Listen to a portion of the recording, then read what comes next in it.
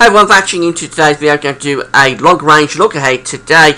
We've got the update from Japan, JMA Friday of course. Also got charts from the Beijing Climate Centre and the CFS model as well. So this will be taking us through November and certainly in terms of the Beijing and the CFS into December also. Before I get on with a long-range look ahead though, just want to say about the ads. There's links to articles sitting underneath the web video here on my homepage, jackgadswebbies.com. Have a browse through the widget. If there's any article that you're interested in, just click through when you finish at the website, of course, and you'll be able to go off and read those articles. There's also green keyword ads on some of the pages. If you right cursor over green keywords, they'll display ads, but if you click through the words, you go to our website, you'll be able to support gadswebbies.com by doing that. And thanks very much for doing that. Gas Shop is opening tomorrow, so the Amazon shop will be with us for another season, another Christmas tomorrow. If you've got any shopping to do at Amazon over the next few weeks, Christmas shopping,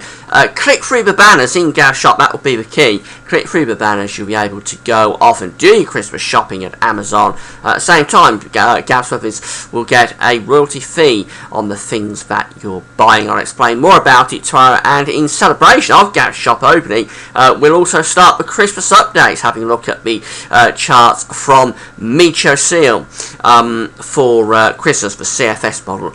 So all that will be beginning at the website tomorrow. Do come back for that if you're interested in Christmas or doing some Christmas shopping at Amazon. Now, I just want to start the video today with the OPI, the October Pattern Index. There's been a lot of discussion about this on the forums, and on the social networks, the social networks, Facebook and Twitter.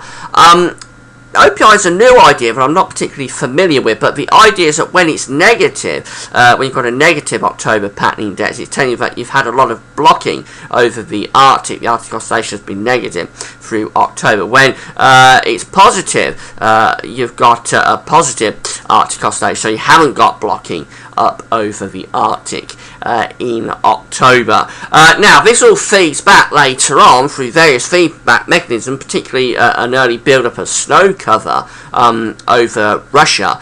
So it feeds back when you have this negative OPI into an increased risk of a negative Arctic oscillation for the winter. So here it is, the OPI. This presumably is going to be the final number, or very close to it, because there's no days left now in October. We are at the end of the month, so we're at minus 2.08 for the OPI for October.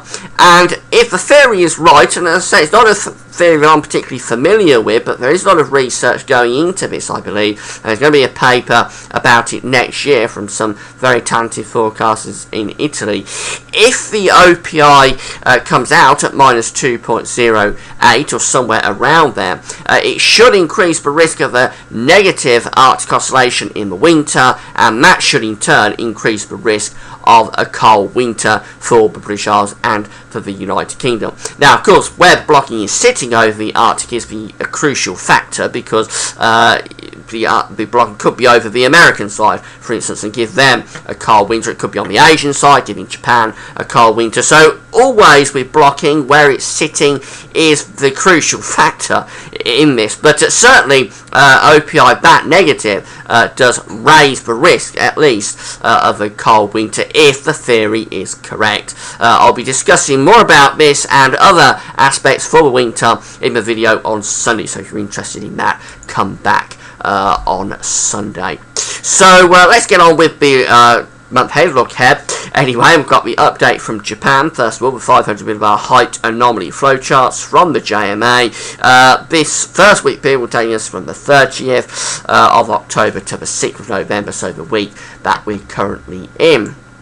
Blue is extrapolating to low pressure, orange and yellow extrapolating to high pressure. The British Isles is upside down, and for the coming week period, we've got a deep trough of low pressure out in the Atlantic. We've got a ridge sitting to the east of the country, and the flow is coming in something like that. So it's a mild and unsettled week, really. Westerly, southwesterly winds, and it's going to be unsettled with bands of rain coming through at times as well. I'm not sure it's going to be that mild actually next week. I think particularly early on next week, temperatures will take a little bit of a dip, but nothing particularly exceptional in terms of temperatures coming up, but overall an unsettled week.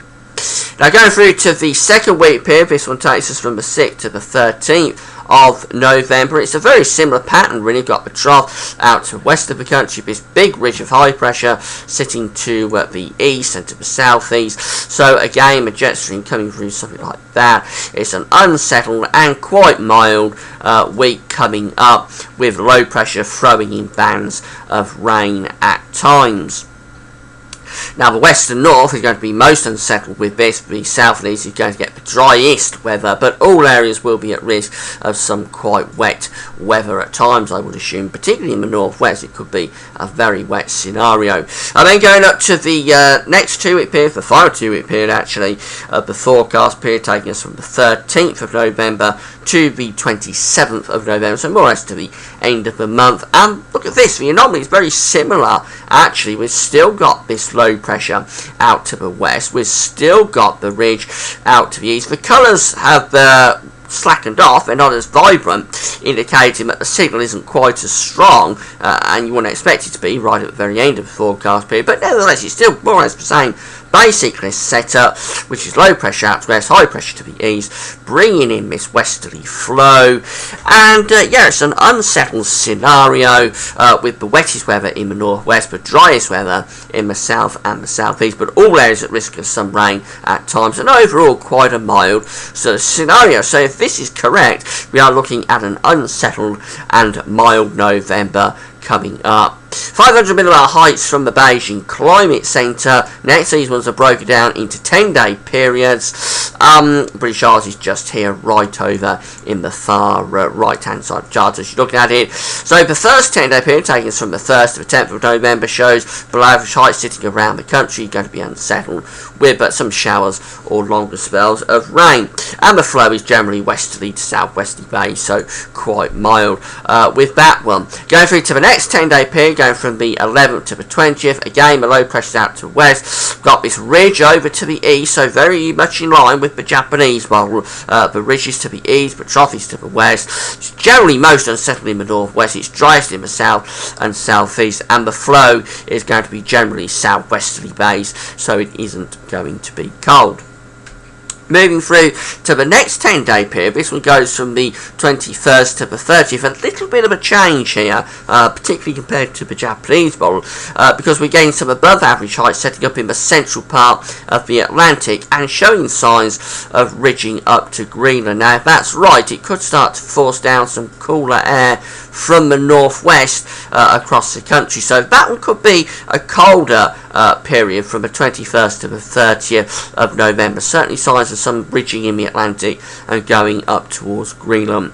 Little bit different to what we saw from the Japanese model, but that quickly breaks down as we go through to the final 10-day period from the 1st to the 10th of December. This takes us into December. The final 10-day period shows the ridging breaking down in the Atlantic and probably some sort of trough beginning to set up around the country again, with the air reverting more to westerly or southwesterly. Quite only difficult to say what's going on with that, to be honest. Gets a little bit complicated, I think, as we go through to that final 10 days of November and into the start of December. But up to the middle and last stages of November, it looks generally mild and Atlantic based with the airflow. Go through to the CFS next, and these are 500 millimeter height anomalies from the website weatherweb.net. This is the anomaly for November, and again it's very much in line with what we saw from the Japanese model and also from the Beijing, certainly up to the 20th of November. Anyway, we've got a trough of low pressure in the Atlantic, the ridge is to the east and the southeast of the country, the flow is generally southwesterly off the Atlantic. Most unsettled again in the northwest, driest in the south and the southeast, but nowhere would be especially dry. It's going to be quite an unsettled month, I think, on that sort of scenario. It could be a very, very wet month indeed in the northwest, but driest down to the south and the southeast. The next 500 millibar height anomaly takes us through to December. This is the anomaly for December, and things are a little bit different here. We've still got quite a deep trough in the Atlantic, but we're taking the high pressure above average heights more to the northeast, setting them up over Scandinavia. So a little bit of a battle could be taking place here. The jet stream running through the Atlantic, coming up to that ridge and probably splitting, some of it going up to the north, of the energy I should say, from the jet stream going up to the north, and some going down to the south and probably forming some sort of a cut-off around Italy or the central part of the Mediterranean. What that means is that at times we're bringing in a mild westerly flow, but at times we are also at risk of bringing in a colder easterly or northeasterly flow with that ridge up there. So maybe a little bit of a battle type scenario for December being hinted at. Anyway, if I have a look at the maximum temperature forecast finally from the CFS model at weatherweb.net for the next few weeks. This is the week ending the 13th of November, and it's a nice and mild week, no problems with the temperatures there. Going through to the next week period, week ending the 20th of November, again another mild week, no problems with the temperatures. The week ending the 27th, maybe a little bit cooler, but generally still overall fairly mild, to be honest. The week ending the 4th of December, it's still mild, and then the week ending the 11th of December, still mild. But as we go through to the next week, it does start to hint that it's turning colder over on the continent. So, yeah, the temperatures are dropping quite significantly over on the continent as the winds try to pull in colder air from the east. But for even that weekend in the 18th of December, it still generally is mild across the country. But finally, as we get through into the week ending Christmas Day, the 20th of December, it's turned much, much colder then. That cold air has flooded in from the east, and then we are into a really cold easterly spell as we go through to that week ending Christmas Day. So that's how the CFS model is looking this morning. Those charts do change on a daily basis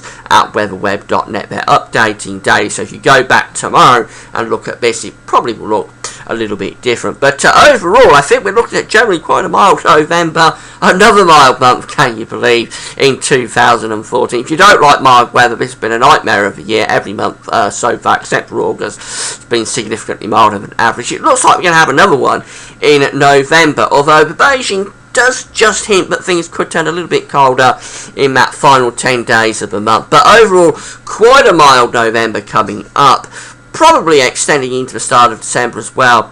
But things could change as we get into the second half of December, maybe, although that's very speculative. It's a long way off, and I say these charts at WeatherWeb do change on a daily basis. But the key thing from this update is probably quite a mild and probably quite a wet November, particularly in the north and the west of the country. Atlantic domination, very similar maybe to what happened in November 2009, and that brings us back to where we started with the OPI, because the most negative October pattern index since 1976 was the year 2009. Had a very negative OPI, more negative than it's going to be this October. And of course 2009-2010 was followed by a cold winter with a lot of Arctic blocking. So we're going to have to wait and see how that one pans out. I'll be discussing it more in the longer range update, the winter update website on Sunday. But tomorrow it's the weekend forecast, also the opening of the Christmas shop and the start tomorrow evening of Christmas update. So come back over the weekend for all the updates. It's going to be a very interesting update, very interesting weekend with lots of updates at Gaz Web Is. But that's it for now. Thanks for watching.